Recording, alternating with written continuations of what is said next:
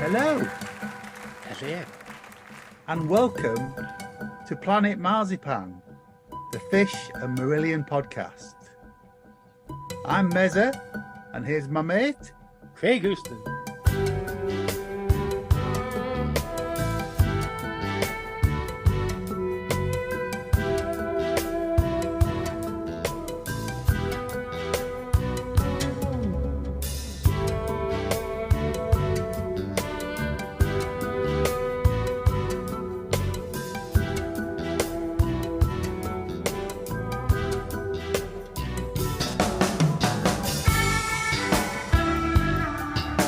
Hello, and welcome to Planet Marzipan. I'm Mezza, I'm here with my good friend. Craig, and I'm battling Pepper, who just decides that she wants to be desperately in this episode. Yeah, it's Craig the Cat Whisperer back again. And we got some guests for you. We have a returning guest in Mike Barton. Evening, gents. Hi, Mike. Good evening. And we have a first time on the podcast, Ruiari Barton. Hello. Hiya. Welcome. Finally. Welcome. Finally. Thank you. Thank you very much. And they're on here to talk about Progstock and Mr. H's first H Natural show in America. But because it's Rue's first time on the podcast, we get to ask him how he first got into Marillion. Right. So I first heard about Marillion from my dad. It was 2007, and I was only 4 years old. Oh, wow. I'm 23 now. And the album that had been released at the time was Somewhere Else. And my dad had bought me a copy on CD. And I played it to death. I learned all the songs. I learned all the words. There was one song on the album called Thank You Whoever You Are, which was track 3. And I played that all the time. I played all the time. I learned all the words, as I said. And my dad has a video on his iPod, which he can't update because he can't remember the details, of me singing Thank You Whoever You Are. I had my little iPod and my headphones on the train going up to Dublin, and he just happened to hear me singing it, and he just happened to video it, and yeah, that was my kind of first exposure. Okay. Then, I got in at an early age, didn't I, Ruin? Yeah. Yeah, you did. Yeah. Very early. And when did you first see Marillion live, Rue? it was 2017 at the Cooperative Festival. Oh, yeah, brilliant. Were you there, Craig? Yep. And what was important about that festival? What else happened? It was your birthday weekend. Oh yes, it was. It was my 15th birthday weekend. Brilliant. Yeah, and they played a short acoustic set for Radio Oxford. I can't remember the songs they played. I remember The Answering Machine. The boys from the bands might know more about that. And then they played their kind of big full show on the main stage, and that was my first Marillion show. I actually found an audience bootleg of that show, so it's great. And You got a memento of it then, yeah? yeah, I have. You're Yeah. front row, weren't you? Yes, yeah, I was. Yeah. Front row in the middle. Yeah. Front row, right Craig, in the yeah. middle. And you've Yeah, seen I them lots of times since then, haven't you? I saw them in 2022 at the Leicester weekend. It was my first ever Marillion weekend, the first of many. And that was the one where on the second night they performed An Hour Before It's Dark. And yeah, and it was an amazing weekend. I then went to see them in 23. I actually got really lucky, actually, that I saw them that the 2023 weekend was just after the 22 weekend, so it was great that I didn't have to wait 2 years the first time.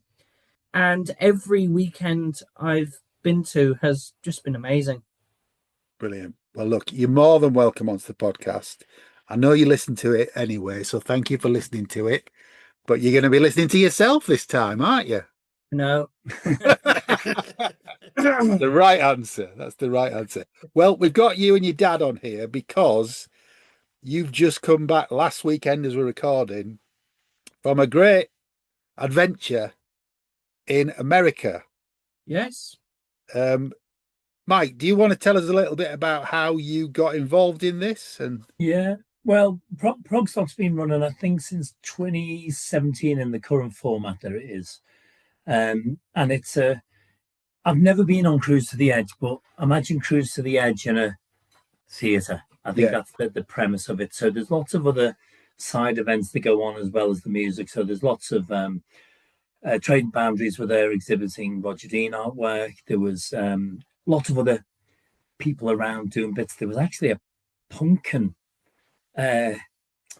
sculpturing display going on. So two people spent a weekend sculpturing pumpkins. It actually looked like Adam Hosier in the end, the face. okay. That's who it looked like. There was book signings. There was it was the guy from Gentle Giant. Who was it? Derek Shelton. Derek Shelton. He was doing a book launch and he was doing 2 chats. So there was lots of bits going on. Armando Gallo was there, wasn't he, with his Genesis book as well? Yeah. Yeah, so he had a lot of Genesis artwork up and photos. It was really cool. Yeah. And there was the Mini Moog exhibition. And it was Keith Emerson, wasn't it? Keith Emerson's Mini Moog was there, and Tony Banks' keyboards were there. There was all kinds of stuff. I mean, we were all playing the theremin and trying to work that out, which was quite cool. I saw that picture of Rue playing the theremin. Yeah. And that was quite good. But it was a really well-organised festival. Tom and Anna, the leaders. So the people who help out and volunteer are called the villagers. And then each group of villagers has a village idiot, which is the team leader. Everyone volunteers, so no one's being paid to do this. Everyone's a volunteer. So H was playing. I know Rita, who runs the bandwagon. Rita K. Drew. Rita K. Drew and Sven. Yeah. So they run the bandwagon, so they look after the merch. And I don't know whether I asked or they asked, but somehow I ended up saying, okay, well, I'll come over and do the whole festival. Yeah. So Rue was with me staying over anyway, so we both went for the adventure. I think it was 19, 20 bands on over the weekend. Brilliant. It started on the Thursday with Robert Schindler as Roby 1. It's Rutherford in New Jersey, wasn't it? Yeah, New Jersey. So it wasn't in New York, just outside, just across in another state. I have to point out that New Jersey is a different state to New York. Yeah. The Big Apple is not part of the thing. I'm sure people pointed that out to you. Yeah. Apples grow in the garden, and New Jersey is the garden state. Nice save. So yeah, it started on the Thursday. There was Rue loved it. On the Thursday, there was a Rush tribute band on called Fred Barchetta. Yes. Do you want to talk about Fred Barchetta, Rue? Yeah. So I'm a big Rush fan. I mean, Marillion are my all-time favorite band, and I have to stress that. But then Fred Barchetta was playing, and it was fantastic. It was amazing. You know, it had a great set list. They sounded great. They all performed really well, and of course, Rush is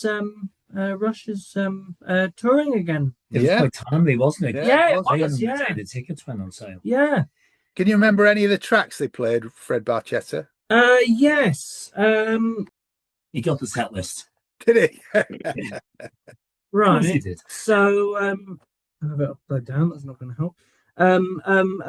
So we had the Hemispheres Prelude, we had Free Will, Subdivisions, Bastille Day, Red Barchetta, YYZ, Limelight, The Trees, Xanadu, Where's My Thing, Tom Sawyer, Something for Nothing, Spirit of Radio, Anthem, Overture and Temples, and Grand Finale, both from Wow. 2112. Great So set list. it was an amazing set list. And Brilliant. surprisingly, I enjoyed it. Yeah, because you're not a Rush fan, are you? No. Not a Rush fan at all. Rush totally passed me by. But I really did enjoy it. And the guys from Red Barchetta were also in another band that played the same weekend called Points North. Yeah. They're from California. They were really, really good. And it was a good start to the festival. So that was the sort of Thursday's just the getting warmed up on the, it's called In the Black Box. So it's just a smaller part of the theatre. And then the festival kicked off properly on Friday. So it was Friday, Saturday, Sunday. Good range of bands on. IO Earth headlined on Friday. It was IO Earth and the Orchestra of Sound and Emotion. So they actually had an orchestra and a horn section. Really? Bloody amazing. I mean, IO Earth have had a bit of a torrid time with everything burning down, and they've kind of risen from the ashes. I would have loved to have seen that. It was really good, and it was quite a production.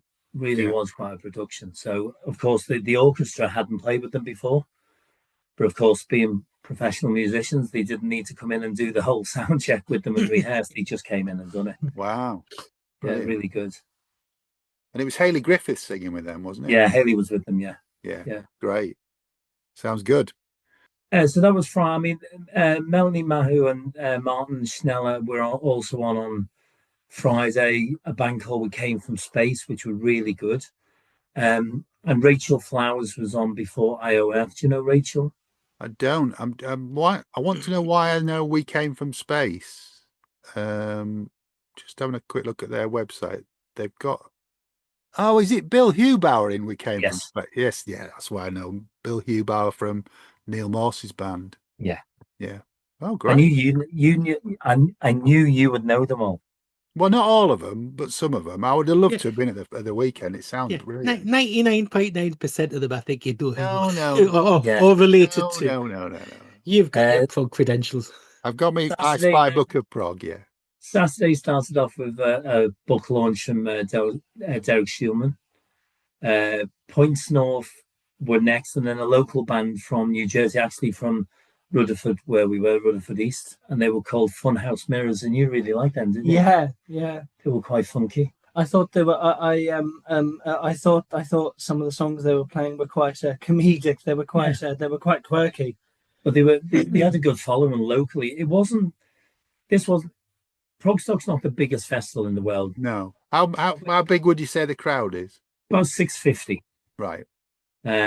It's a nice old theatre. From the outside, it looks like you're going into a modern community centre, glass fronted, and you go in and it's this old 100-year-old theatre. The stage floor to the ceiling is 89 foot. Wow. And it's ginormous. H actually looked lost on the stage. It's a massive, massive stage. Really high. So Peter Jones did a fantastic set on Saturday and went down an absolute. He's amazing. Peter is amazing. Tiger Mocktails, absolutely. Actually, we got the pre-release of his new album, Cocoon, live at Trading Boundaries. Yeah, mine's on order. Yes, yeah. So we actually got advanced copies of that a week before it's due out. Have you played it? Yeah. Cocoon's a brilliant album. Amazing. Peter's he's so talented. I mean, I think he's going to call his next album Cocoon of some description, because this will be the third incarnation of Cocoon we've got. Yeah, well, why not? Cocoon it's you just do it again, don't you? You just do it again. But it was lovely that it was he was releasing that, and I didn't know that the guys from Trading Boundaries were going to be there. So it was really nice, that symmetry of he was releasing live at Trading Boundaries, and there were the guys from Trading, Michael and Tracy were there from Trading Boundaries, which was lovely. There was a great band on after Peter called Discipline. You heard of Discipline? So are they a Crimson tribute in any way? Yeah. quite. Yeah. Well, they're not a tribute; they are their own band. But Oh, right. Okay. there's a lot of crossover there. The lead singer wears he wears white face paint. Yeah. They were quite eclectic. We thought they were quite good. Followed by a German band called Flame and Row, Yeah. which we liked. And then the headline act, which was amazing, was Pat and Stop it, because it's Spock's beard. Well, it was great because, Um, when we got to the hotel on the Wednesday, we get in the lift and I heard this voice say, "Hold the elevator." And I knew straight away it was Ted Leonard. Yeah. And he comes in, and, "All right, Mike, all right." Last time I saw him, we were having a kebab just before the show in Manchester. So it was great to see him. We had a good old chat, catch up. But I've never seen Pat and Seeking Animals before. Well, they don't play that often, so it's quite rare that they gig now. It was superb. Jimmy Keegan on drums. Yeah. Just brilliant. Yeah. Absolutely Dave brilliant. Miros on bass. Yeah. Who's the main guy? I can't remember his name. Weirdly, I just happened to have their latest album. Yeah, that's the latest album there, John. It is, of course, it's John Bogold. Yeah. So, yeah. 4/5 of a lineup of Spock's beard. Yeah. So yeah, Saturday was really good. And then, of course, Sunday, Derek done another book. He done the second half of the book launch. We had Dave Bainbridge and Sally Milner on early doors, which were, her voice was like liquid honey. Sari Minia. Yeah. Yeah. Sorry, Sally Milner, yeah. Two of them together were just brilliant.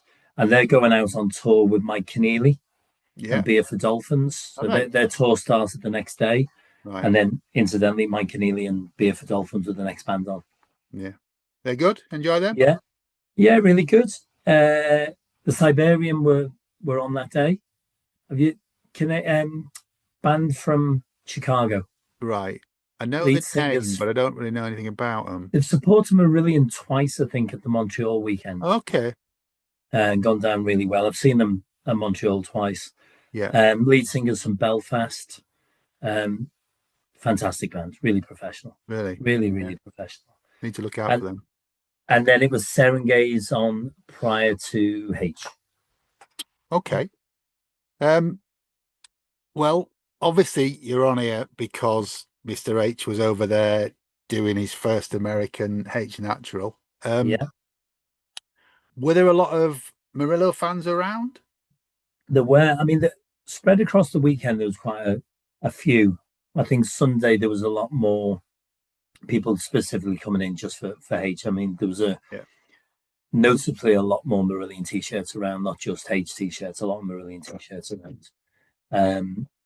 Good mix of people. The heavens opened, unfortunately, so the music that was going on in the plaza outside had to be moved inside, and any outdoor events went to pot that day. Right. But yeah, full house for H. And some of the usual faces there. So Anik was there, wasn't she? Yeah, Anika and Michelle were there. Gordon and Chris. Gordon, yeah. Gordon made a pole vault onto the stage at one point. It was hilarious. But we'll get to that as we... Oh, I think I know what you're going to say. Yeah. Okay. Rue, what did you make of the weekend before we talk about Mr. H? It was great. It was really good. Yeah, the bands were great. The bands were great. The people were lovely. There was a record store upstairs that I spent way too much time in. Cataloging every single album that was in there and put them in alphabetical order. Yeah, I know.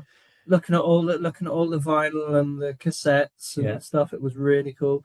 The big merch store as well. Yeah. Food was good. Did you have a favourite band apart from Mr. H then? Fred Barchetta were great because I'm a big Rush fan. I thought the Siberian were fantastic. Okay. Really, really good. Great. And Pat and Seeking Animals. Yeah. We walked out to that one. Yeah. I mean, I'm a pretty big prog fan, so that was right up my street. You are more than your dad. More than your dad. Oh yeah. That's true. Okay, well, Mr. H then. So you've already said it was a massive stage. I think I've seen a couple of pictures. Yeah. There was presumably it was a screen behind all the Yeah, bands. massive screen. Yeah. So it had his name written in his own handwriting on the back of it. Yeah. I can't remember. What was he wearing? Was he dressed in his usual He had jacket? a white shirt on and his nice jacket for the first half, and then in the second half he came on in a same jacket but a Union Jack shirt. Yeah. Paul Smith Union Jack. So it's 2 sets, wasn't it? Yeah, well, yeah, 2 sets. So it wasn't that it was running late, but H needed to sound check. And a lot of the bands are coming, they weren't doing the usual of every band coming in early doors and doing the sound check. They were getting the first half of the day. The bands were coming in 9 o'clock in the morning, doing the sound check, and then the bands were starting. For the afternoon sets, they were doing the sound check just before they were coming on. So for H and Serengaze, their sound checks were back to back. So there was a little bit of an overrun. So with people in the room? Yeah, well, people were in the room, but they were asked to go up into what's called the black box, where the other stages. The merch was actually up on the stage, so we had the merch for all the bands for the weekend. They all had their own vinyl, CDs, everything, T-shirts, and we had the whole catalogue of the bandwagon as well. So there were 2 sides of the merch. There was the bandwagon stock, and then there was all the bands playing at the weekend. So we had a massive area. You know, it was an 12-table setup up on the stage. I don't think I've ever seen that many T-shirts. I think we had at one point 25 different T-shirts going on for the bands. Wow. Plus all the merch. So that was on the stage, so that we were quite busy all the time. Mm-hmm. And all the exhibitions were up there as well, up in this part of the theatre. So all the punters were asked to go up into that part so H could sound check. So it did actually go up on the screen, no recording of the sound check. Yeah. I think people were respectful of that. The reason why they didn't want it being recorded was because it was going out as a live stream. Oh, was it?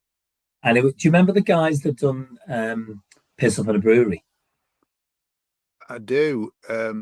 Oh God, what they Matt Urban. I'm trying to think what they were called. What are they called, Craig? I can't remember. It's a long. It was what? Sorry, we can't remember what they're called. Yes, I do remember them. Yeah. Well, they were there recording. They were doing the live stream. Right. So they were doing the filming for the weekend for the festival, and they were also doing the live stream. So that was presumably pay-per-view, was it? Yeah, it was. It was a pay-per-view, but it wasn't one that was recorded for later. It was a watch there and then.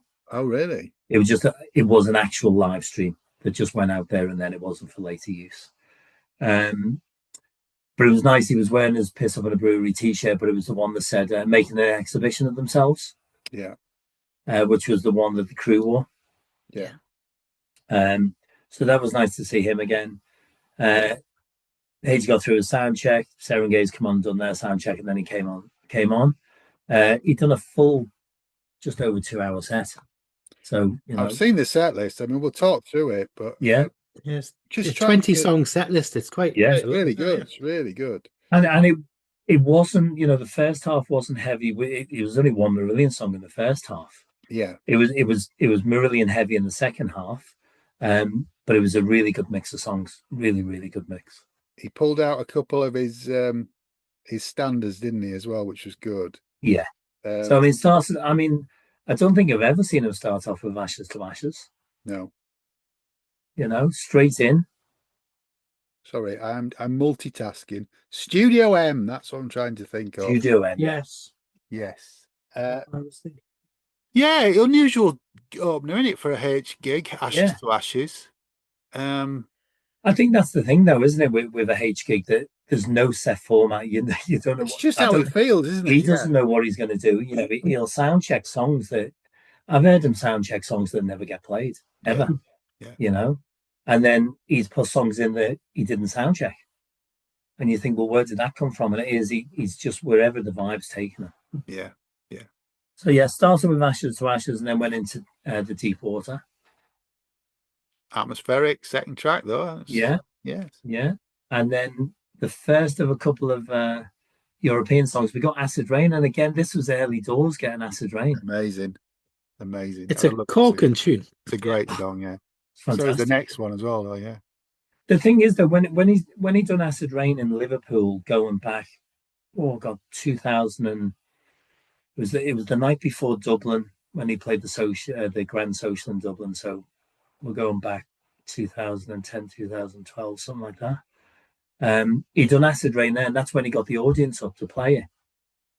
And he's never got them up to do that again. Right. And when he went into Acid Rain, I thought this is where he might get them up, but I thought it's a bit early to be getting anyone Early on the doors stage. to do that, ain't you? Yeah. So yeah. And then from Acid Rain into Burning Inside You. Another European song. Really good. Really good. And it's a shame as well that you can't, unless you know the European stuff or you've got some way back old stuff, you can't get it unless you're straight onto paying a fortune for stuff onto like the likes of eBay or Discogs or whatever. Yeah. Seriously needs a reissue. And I think for the fact that this was the first show in the US, to get some of that very old stuff that we don't always get European stuff in the set. No. But to get that out there, this was already turning into quite a unique show. Yeah. It really was. So going from Burning Inside You, then again, Cage came in very early. Normally we're getting that in the second half. Yeah. Where he's using his box and stuff. And it was almost that he flipped this set, So we got Cage. You like Cage, didn't you? Yeah, great song. And then into mine and yours favourite, John. Love House. We got the heart wrencher of House. Yeah. Ooh. Yeah. And it's just one of them ones that, again, early doors to get some of these really, really emotional stuff in there. Yeah. Well, I mean, I'm looking at the set list as you're talking. I think he's done it. The first set is the atmospheric stuff. Yeah. Really, isn't it? House, Cage, Deep Water. But I mean, the second set's banger after banger. I mean, nothing wrong with the first either, but yeah. And then a cover after House. Yeah, cover, we got Joe Jackson's cover of It's Different for Girls, the one that he's done with Trevor Horn. Beautiful song. Sings it fantastic. Yeah. And again, there was a gasp from the audience on this, Was there? It was like, wow, I don't think people were expecting to get a Joe Jackson cover in there. And then into Really Light, and then one of my favorite songs of all time, Nothing to Declare. Yeah. Amazing. Great. That's good for, say, 4 songs from Ice Cream Genius in there. So. Yeah. I still sing it every time I go through an airport. I'm still singing it to myself.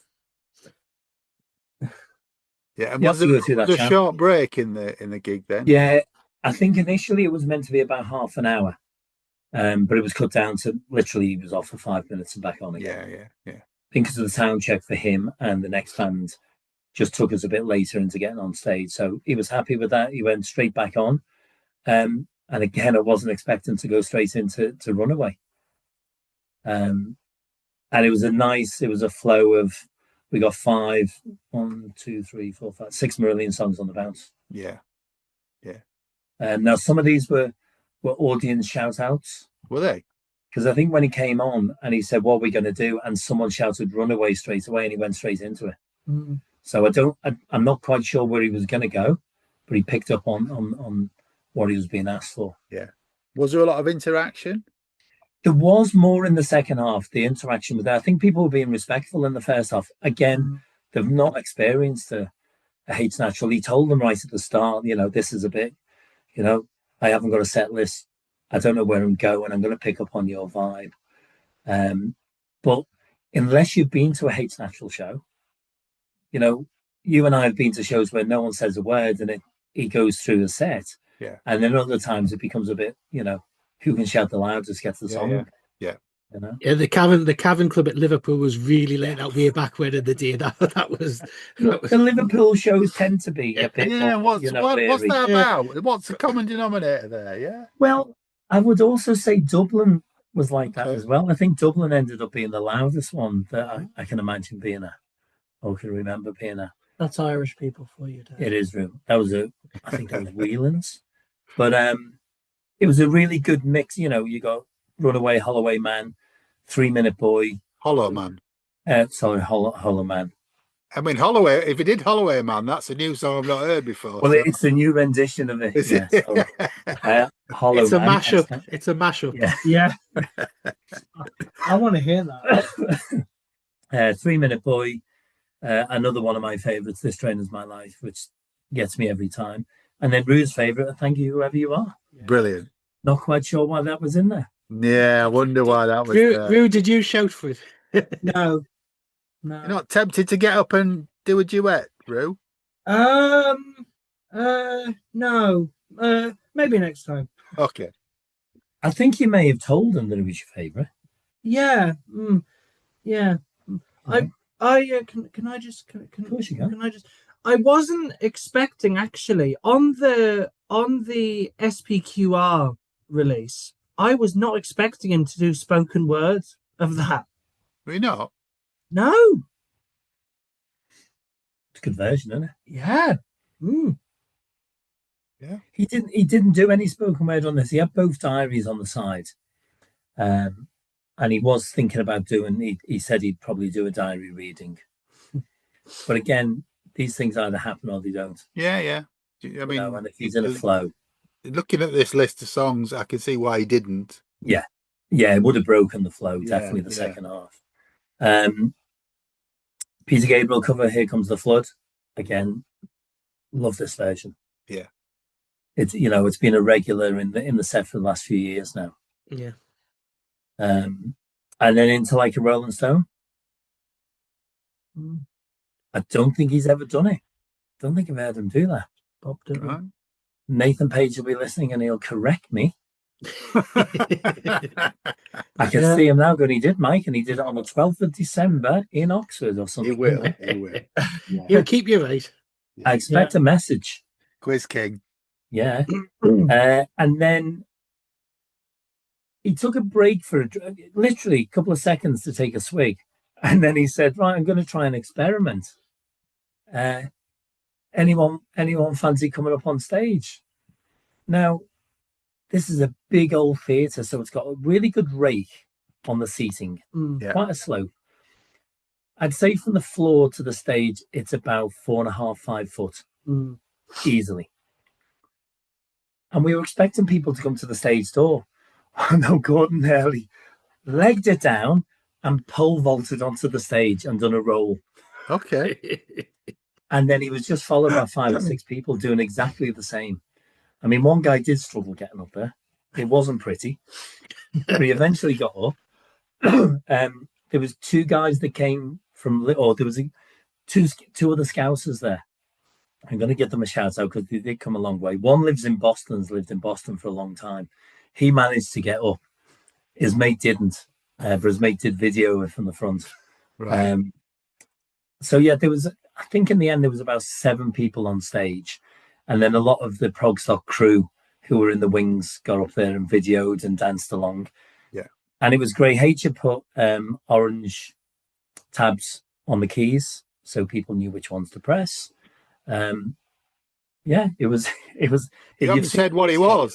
You haven't said what song it was. It was Once in a Lifetime Talking Heads. Yeah. Have you not seen him do that before? No. He did it at the garage. Yeah. He did it at the garage I- years ago. I wasn't. Absolutely brilliant. It's Yeah. absolutely brilliant. And coincidentally, David Byrne had been on the night before at the Radio City Music Hall in New York. All right. And Hayes said that had he have known, he would have gone in for it. Yeah. But it was great. If you've seen the video, Yeah. it Yeah. was good fun. It was Yeah, real it's good. good. It's great, and it gets people involved, and it's cool. It's very good. He should do it more often. Yeah. Although I suppose it loses its specialness if you do it too often, doesn't it? Well, I think, H gigs traditionally have generally been, certainly for the last half dozen years longer, they've been around Christmas time. So he gets people up to put a bauble on the tree. Yeah. It's quite nice to do a H Natural show that's not Christmas related. We're not getting into, the next show's in Poland. It's not That's good not for gonna- merch sales, though, Mike, is it? It's not good for No, not good for You know what? sales of the Christmas stock. He done nothing to declare, and I have my stocking to declare stockings there. So he actually sold because he done that song. You know, we're not going to have specific Christmas merch this year. We'll have whatever we've got left over. We've still got some of the scarves and stuff. But I think it's quite nice that he's doing shows that aren't Christmas related. Yeah. It puts a different vibe on it. And I think, as you say, you know, this is the first show of this run. He may get people up at other shows, which will be quite nice. And then the last song of the second set. Last song of the set, what was it, Rue? Can you remember? Easter. So what did you like about this one? Seldom played song. Yeah. Oh, the irony. Yeah. Go on, Rue. What version? What version was this? I think this might have been 796. Yeah, don't know. Yeah, it was. Yeah, great song. Okay. It is. It is a great song, yeah. Great song. Did you whistle the Rothery solo or anything? No? And there was more than me this time for the Liverpool bit. There was 3 of us. Yeah. So yeah, what did he encore with? He went off. He came back on fairly quickly. Blew my mind and done Afraid of Sunlight. Again, you know, just done this at Cornwall with the band recently. And it was so emotional in Cornwall. It was a big emotional song, especially for me. There was a lot going on for me that day. It was quite there was a connection going on. My lad Mike turned up, and the first time he'd seen Marillion in 26 years. Yeah, it was. This was a big emotional song, and again, there was a few leaky eyes in the house on this one. I bet, yeah. And then he ended it again, left field. Didn't see it coming. He ended it with the Trevor Horn version that he'd done of Cars, of Drive by the Cars. Wow. Which is shout out to Nikki. So Nikki was doing parts of the transport team. So a lot of you will know Nikki from doing the merch on the weekends. So she helps as part of Stephanie's team, Nikki Ariel from America. Yeah. And when we were driving, she was driving H back, and we got in the crew bus, and she said to H, "So, who's driving you home tonight?" I am. How did the whole thing go down then at the H? Well, there was standing ovation. I think it was 3 standing ovations throughout the set. Drive just went down a storm. It's such a cool song, and he actually said that it was a beautiful arrangement by Trevor. Apparently, Trevor worked on that for over a year to get that arrangement. Again, we've heard him sing it a couple of times, but I don't think he's ever ended the show with it. No. It was, what time was it? It was after midnight. It was well after midnight when he came off. Yeah. He'd done over 2 hours, and then he'd done I think the best part of an hour doing a signing session. Wow. And didn't do a break. I mean, he literally went to the dressing room for 30 seconds and came out, and he gave us all. Yeah. You know, there was I would say it was 75% of the audience were in that queue for a signing session. Brilliant. Did you see much of Mr. H over the weekend, Rue? Yeah. I tell you, actually, we were going up to our room in the lift, and we bumped into him. And where'd he been? Where was he just coming back from? He'd been to see the New York Jets. Oh, yes.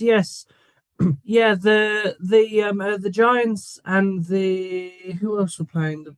Was it the Buffaloes? I think the Eagles. It was the Giants and the Eagles were playing at the MetLife, and he went. Not that he understands it, but the MetLife Stadium is literally, you could see it from the hotel, you could touch it. Yeah, but there was 2 8-lane motorways in between us, so you couldn't just walk. Yeah, it was a bit of a drive. But he went over, and he's got a friend who took him.